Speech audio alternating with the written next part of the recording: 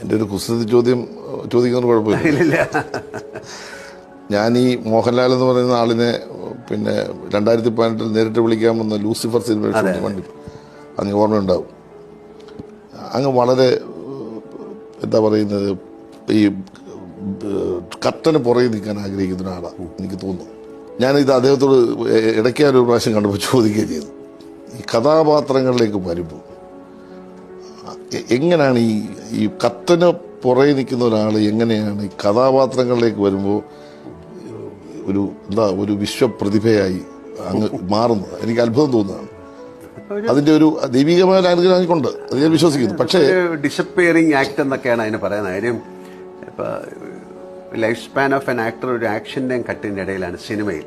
ഇപ്പോൾ നാടകം ബാക്കിയുള്ള പെർഫോമൻസുകളൊക്കെ വേറെയാണ്. സിനിമയിൽ വളരെ കുറച്ച് സമയം മാത്രമേ ഉള്ളൂ ആക്ടർ, ബാക്കി സമയം നമ്മൾ മോഹൻലാലായിട്ടാണ്.